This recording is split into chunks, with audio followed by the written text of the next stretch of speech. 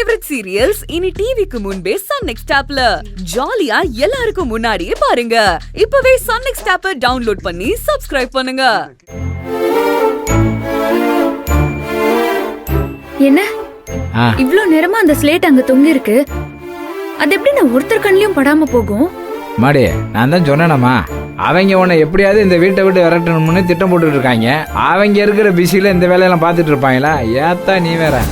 அண்ணா, எனக்கு என்ன தோணுதுன்னா, நம்ம மேல இருந்து தொங்க விட்ட ஸ்லேட்டு வாசல்ல போய் தொங்காம நடுவுல எங்கேயாச்சும் மாட்டி இருக்குமோன்னு தோணுது. இருக்கலாம், நீ சொல்ற மாதிரி நடக்கிறதுக்கு நிறைய வாய்ப்பு இருக்குது தாயி. இனிமேலாச்சும் சூர்யா சார் பார்த்தா பரவாயில்ல. அத்தா, நீ எப்படி நினைக்கிற? எனக்கு என்னன்னா, சின்னையா பார்த்தா கூட பரவாயில்ல, ஆனா அந்த ராஜசிங்க கண்ணில எல்லாம் பற்றக்கூடாதுன்னு நான் நினைக்கிறேன்.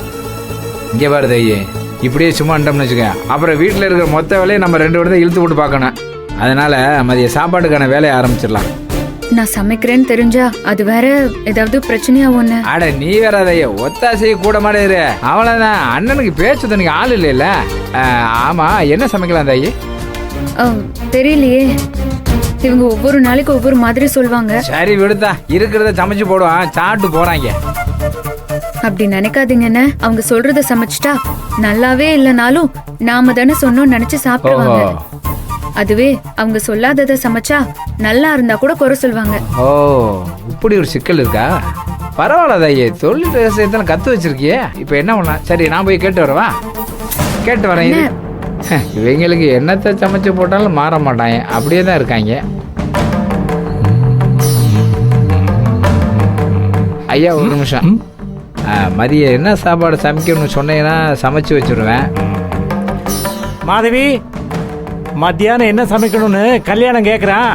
என்னன்னு நீயே சொல்லிடுமா, ஆர்டர் வந்துடும். இவரே எடுப்பு, இவருக்கு ஒரு எடுப்பா?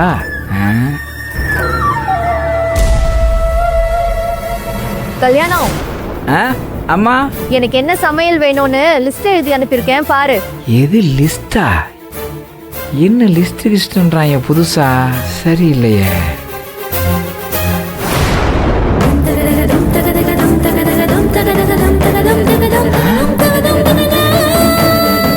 ஆத்தாடி,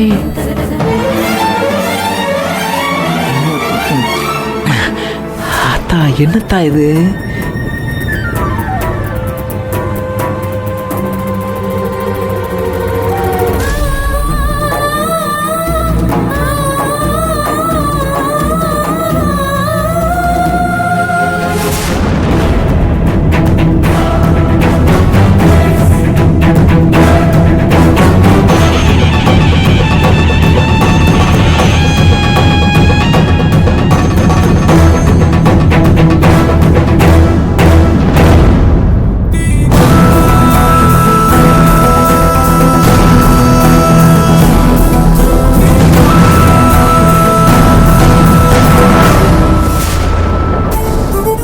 என்னடி தூது அனுப்புறியா? ஏடி, உனக்கு எங்களெல்லாம் பார்த்தா என்னவா தெரியுது?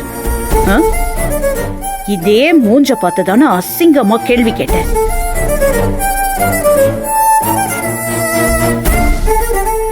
உனக்கு கொஞ்சம் கூட, அதெல்லாம் கொஞ்சம் கூடவா உனக்கு உரைக்காது?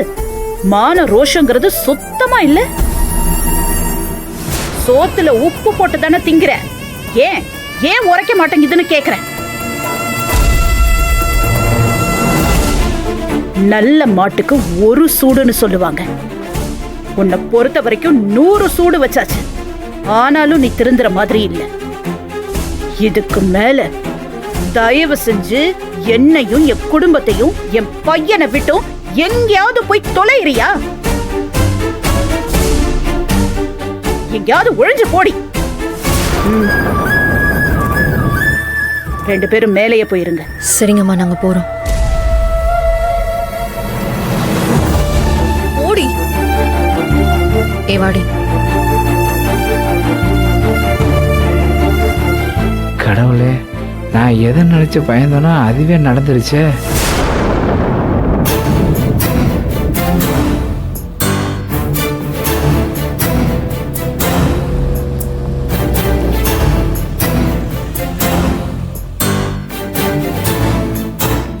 பணத்தை எடுத்துட்டேன், ஆனால் எதுக்கு அத்தை பணத்தை எடுக்க சொன்னான்னு புரியலையே. சரி, அத்தைகிட்டே கேட்டுருவோம்.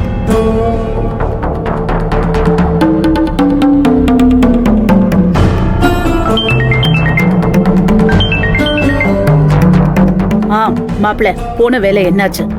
அத்தை, நீங்கள் சொன்ன மாதிரியே பேங்க்கில் போய் 10 லட்ச ரூபா பணத்தை எடுத்து வந்துட்டேன். இப்போ பணம் என்கிட்ட தான் இருக்கு. ஆனால் எனக்கு ஒரு டவுட்டு. இப்போ திடீர்னு எதுக்கு இந்த பணத்தை எடுக்க சொன்னீங்க? அது மட்டும் தான் எனக்கு புரியவே இல்லை அத்தை.